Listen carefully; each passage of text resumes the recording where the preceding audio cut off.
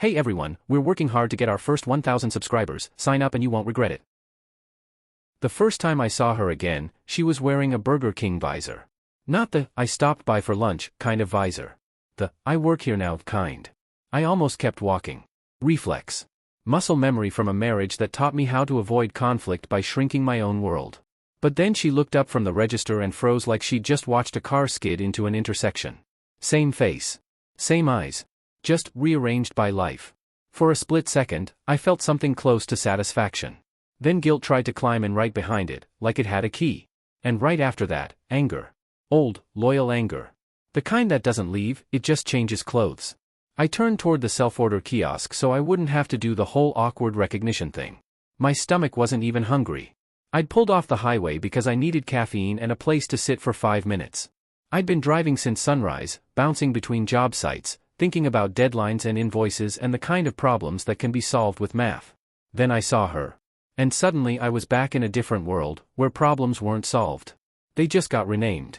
I ordered a black coffee and a sandwich I didn't want, watched the screen ask me if I wanted to add bacon for an extra $1, and felt my jaw tighten as memories started lining up in my head like they'd been waiting for a cue. She wasn't supposed to be here. In my head, my ex-wife lived in a clean apartment with white furniture and a wall-mounted TV. She drove a newer car than mine. She posted curated photos of brunch and sunsets. She had a way of surviving that always seemed to include someone else paying the bill. That's who she was when she left. That's who she was when she filed. That's who she was when she told the judge that I was controlling, that I managed money like a weapon, that she felt unsafe when I asked for receipts. Receipts. Funny how the universe likes irony. I grabbed my tray and chose a booth near the window. The late afternoon sun made everything look warmer than it was. Grease smell. Beeping timers. Kids shrieking. A man in a reflective vest arguing with his phone. Normal life. But my hands were cold. My phone buzzed in my pocket. A reminder from my calendar, court, 9 a.m., virtual. I stared at it until the screen dimmed. The court thing wasn't about the divorce. That was done. Over. Stamped and filed like a death certificate. This was about the after. Because there's always an after when someone decides they're going to take more than they earned. When I first met Marissa, she was the kind of woman who could make you feel chosen in a crowded room. She would lean in like your words mattered. She laughed with her whole face. She'd ask questions and remember the answers. Back then, I was building something. Small contracting business, mostly remodeling work. Long days, dirty hands, pride that came from seeing a kitchen become a kitchen again. Marissa used to say she loved that about me. Then she started resenting it. It didn't happen all at once. It was slow. It was sighs and comments and little jokes in front of other people. You work too much. You're obsessed with money. You don't know how to have fun. But the truth was, I did know how to have fun. I just didn't call it fun to put a vacation on a credit card and pretend we didn't. I didn't call it fun to spend money we didn't have just because her friends were doing it. I didn't call it fun to live like we were already rich. Marissa did. And for a while, we compromised. I worked. She planned. I saved. She spent. I counted.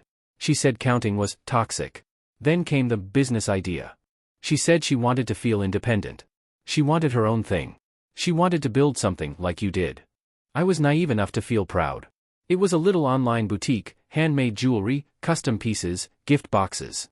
She had a logo made, an Instagram page, a photo shoot in our living room with a bedsheet backdrop. She talked about branding and audience like she'd invented both. I paid for the initial inventory, the website, the marketing budget she insisted we needed. I told myself it was an investment in our marriage. It was an investment in her exit. 6 months later, my accountant called me with a tone that made my chest go tight before he even spoke. There were charges I didn't recognize. Large ones. Repeating ones. Things that didn't fit inventory. Hotel bookings. Rideshares at weird hours. Restaurant tabs that looked like celebrations. I confronted Marissa carefully, like you handle a propane tank you're not sure is leaking. She didn't deny it. She reframed it. She said I was spying. She said it was normal to treat herself. She said my job made her lonely. She said I didn't pay attention to her needs. She said I was suffocating her with budgets. Then she hit me with the line that still makes my stomach twist when I think about it. If you loved me, you wouldn't question me. I didn't realize it then, but that was the moment the marriage was already over. Everything after that was paperwork. She filed first. Not because she was hurting. Because she wanted position. She painted herself as someone escaping a financially abusive husband, and she did it in a way that was slick enough to make people nod along. I had receipts. But receipts don't always win against tears delivered at the right time. In the settlement, she got the car. She got a chunk of savings. She got alimony for a short period. She got to walk away with a storyline where she was brave and I was cruel. What I got was silence. And a business I was trying to keep alive while feeling like I'd been emptied out. I rebuilt anyway. That's what you do when you don't have the personality for falling apart in public. You show up. You do the work. You let time do what it does. And for a while, it did. Then, about 8 months after the divorce, I started getting letters from the IRS. At first, I thought it was a mistake. Some mismatch. A form missing. Then the notices got uglier. Then my business account got hit with a freeze that made payroll a nightmare. Then my accountant said the words that changed the temperature in my whole life. Someone filed returns using your business information. Not just once. For 2 years. And the name attached to the filings, on the record, was Marissa's. I remember sitting in my truck outside a supply store, staring at the steering wheel, feeling like the air had gone thin. Because now it wasn't just betrayal. It was theft. And it wasn't just personal. It was legal. I had to prove it wasn't me. Prove I didn't do it. Prove my own identity against someone who used to sleep beside me. I hired a tax attorney. I spent money I hadn't planned to spend. I collected documents like I was building a case file on my own life. I wrote timelines. I printed emails. I dug through bank statements until the lines blurred. And when I finally pushed everything across the table to the attorney, he leaned back and said something that sounded calm but felt like a threat. This is going to get ugly. That was months ago. Now the virtual court date sat in my calendar like a loaded gun. Now I sat in a Burger King booth with a cold coffee and a sandwich I couldn't swallow. And my ex-wife, my former best friend, my former problem, my former home, was working the counter like she'd been dropped there by the universe as a punchline. She avoided looking toward the dining area. But I could tell she knew I was still there. People have a sixth sense when someone they hurt is nearby. Eventually, I threw my trash away and stood near the soda fountain, pretending to check my phone, waiting for the line to die down. I wasn't sure what I wanted. Closure? Answers? Proof that karma existed? Or just the satisfaction of her seeing me standing there, not broken, not begging, not erased. When the register area finally cleared, she turned slightly, grabbed a stack of cups, and headed toward the drink station. She didn't look at me at first. Then her eyes flicked up. Her face tightened. And in that split second, I saw something I'd never seen on her before. Fear. She took another step closer, like she needed to get past me, like she couldn't afford to stop, and her voice came out low, fast, and strained. I didn't think you'd ever find me. My throat went dry. Because that wasn't the reaction of someone embarrassed about working fast food. That was the reaction of someone who'd been waiting for consequences to catch up. And then she said the next part, barely moving her lips, and it hit harder than anything else. I need to talk to you before tomorrow. And that's when I realized she knew about the court hearing. I didn't answer her right away. Not because I was trying to be dramatic, but because my brain was running ahead of my body, flipping through possibilities like cards. How did she know about the hearing? How much did she know? And why did she look like someone standing on a trapdoor she'd just heard creak? She waited. Pretended to wipe the counter. Pretended her hands weren't shaking. I'm listening, I finally said. She swallowed, eyes darting toward the manager's office, then back to me. Not here. Please. That word, please, used to work on me. It didn't anymore. I've got 5 minutes, I said. That's it. She nodded too fast, like she was afraid I'd change my mind. Grabbed her jacket from a hook near the back and slipped past me through the side door. I followed her out into the parking lot, where the sun was already dropping and everything felt exposed. We stood near the edge of the lot, between a dented sedan and a pickup with a cracked windshield. The smell of fries still clung to her clothes. She didn't look at me. I know about the IRS thing, she said. I've known for a while. I waited. She took a breath. I didn't mean for it to get that far. There it was. Not I didn't do it. Just I didn't mean for it to get that far. You used my business, I said. My voice surprised me, steady, flat. You filed returns under my name. She nodded. At first, it was just to cover something. I was behind. I thought I could fix it before anyone noticed. And then? And then it worked. That one landed harder. She wrapped her arms around herself, not for warmth, defense. I was drowning, okay? After the divorce, things didn't go the way I thought they would. The money went fast. Rent, the car, credit cards. I kept thinking I'd bounce back. You accused me of controlling you with money, I said. I know, she snapped, then caught herself. I know. I said a lot of things. You ruined my credit. You almost shut down my business.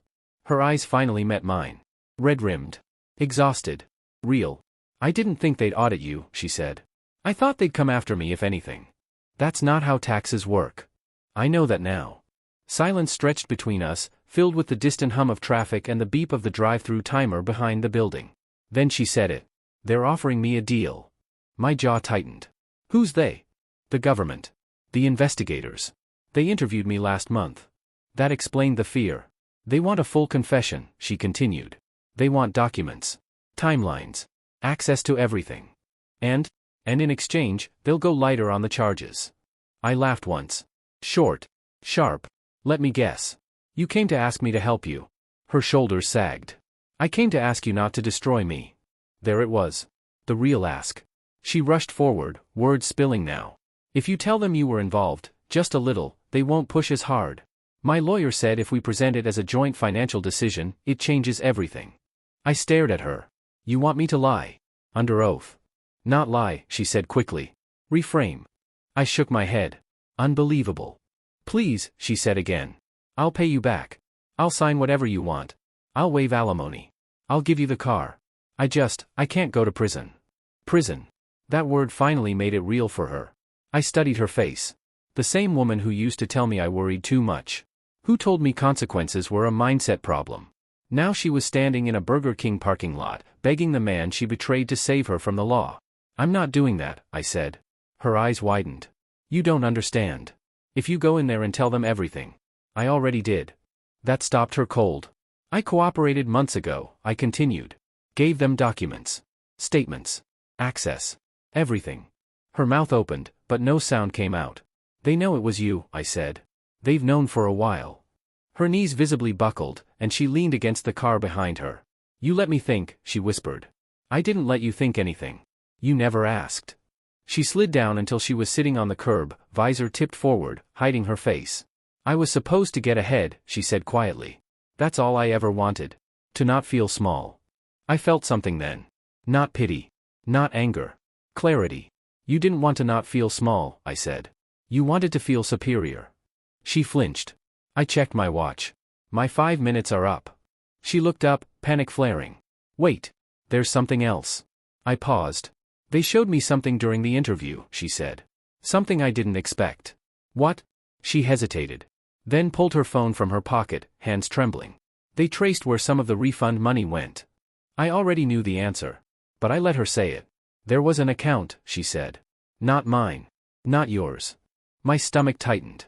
Whose? She met my eyes, shame burning bright now. The guy I left you for. The air shifted. He convinced me to do it, she rushed on. He said it was easy. That no one would notice. He set up the accounts. He took most of it. And suddenly, the story clicked into a new shape. The late-night rideshares. The hotel charges. The confidence with which she'd spent money she didn't earn. She hadn't just stolen from me. She'd done it for someone else. Why are you telling me this now? I asked. Because tomorrow, she said, voice cracking, they're going to charge him too. I nodded slowly. Good, I said. She stared at me like she didn't recognize the man standing in front of her. You don't hate me, she said. You're worse than that. I don't feel anything, I replied. And that's how I know I'm done. I turned to leave. Behind me, her voice broke. I thought you'd save me. I didn't turn around. I already did, I said. I saved myself. That night, I sat at my kitchen table and reviewed the documents one last time before the hearing. And that's when I noticed something strange in the transaction logs. A pattern.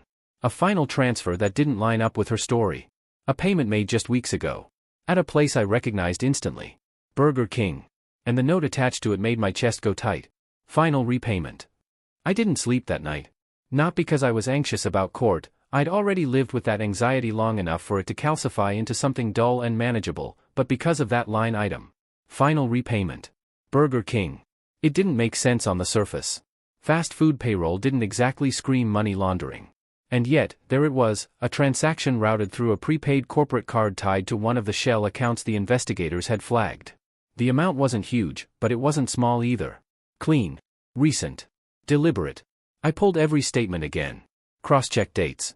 Ran the numbers like I used to when I still believed there was always a rational explanation if you just looked hard enough. The payment coincided with her starting that job. Not the date she applied. The date she was hired. I sat back in my chair and let that sink in. This wasn't desperation money. This wasn't rent or groceries or panic spending. This was strategy. At 9 the next morning, I logged into the virtual hearing early. Camera on. Suit jacket over a t-shirt I hadn't bothered to iron. The judge appeared. The government attorneys. My lawyer. Her lawyer. No Marissa.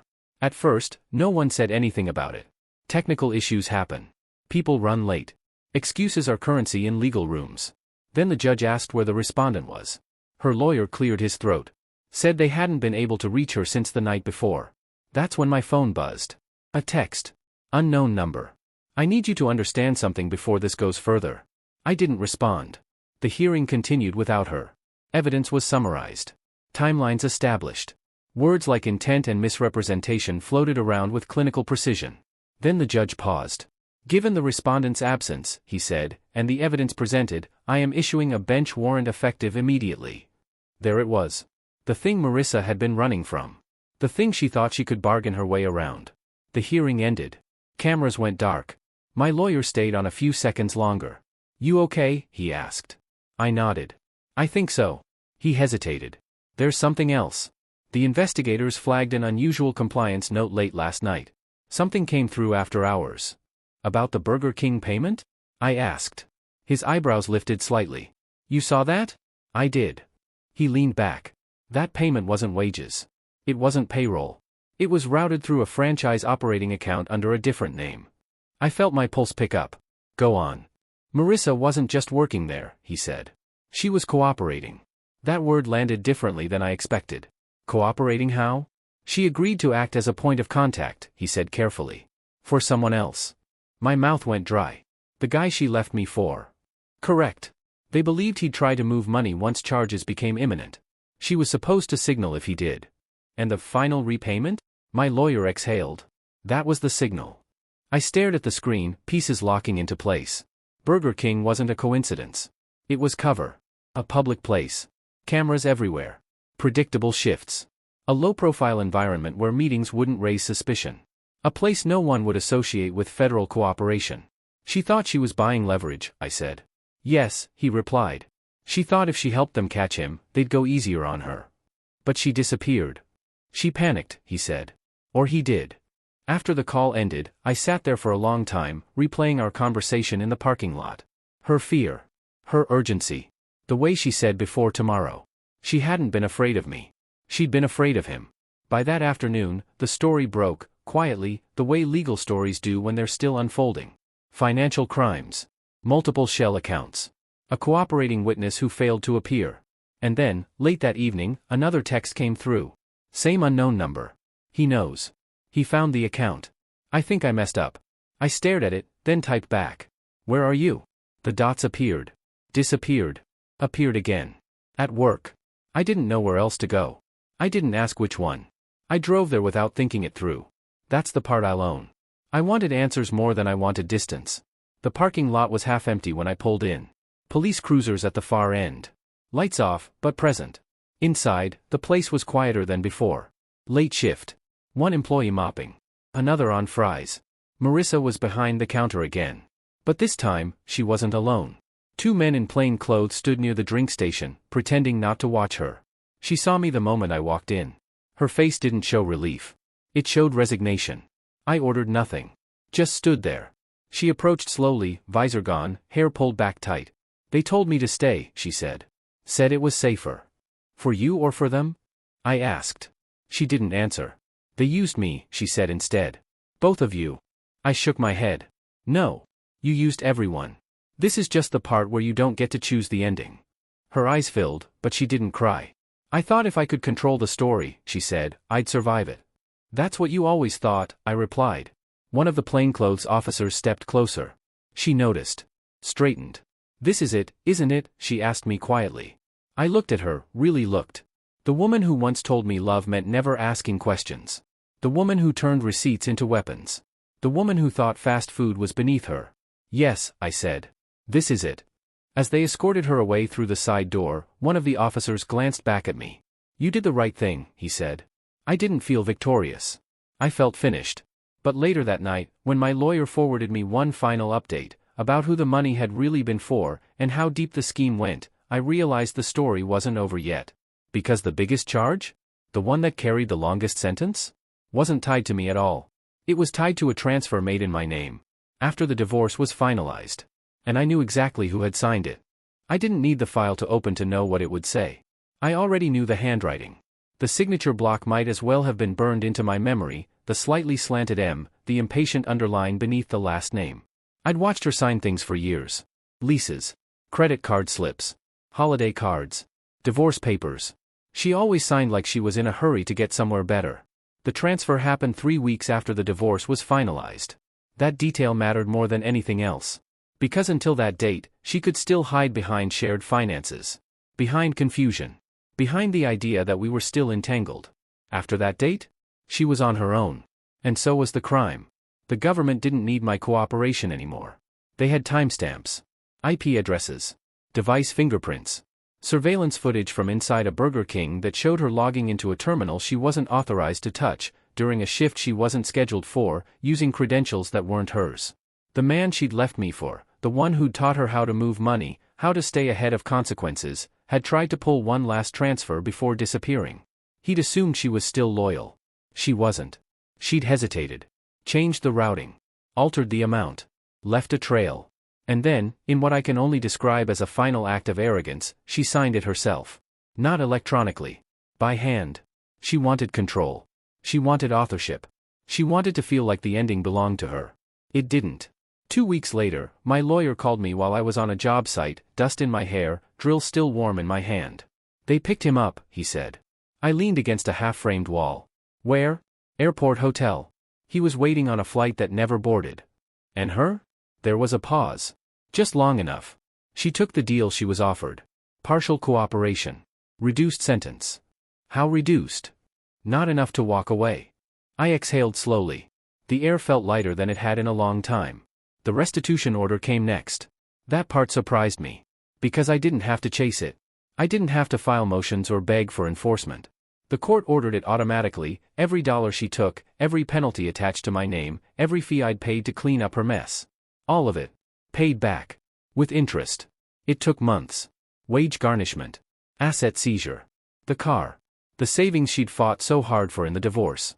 Burger King stayed in the paperwork longer than anything else. The judge even mentioned it during sentencing, called it an unusually poetic venue for federal cooperation. I didn't smile. But I did feel something settle. The last time I heard from Marissa was through a letter forwarded by her attorney. Short. Careful. Probably edited. She said she was sorry. She said she never thought things would go this far. She said she hoped I was doing well. I didn't respond. Because here's the truth they don't tell you about revenge, or justice, or whatever word people like to use. The real payoff isn't watching someone fall. It's realizing they no longer have access to your life. I kept the business. Grew it, slowly.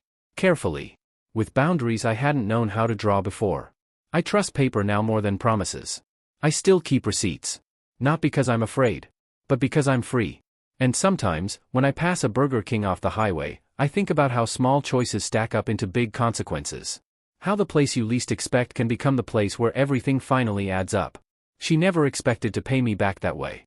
But in the end, every debt was collected.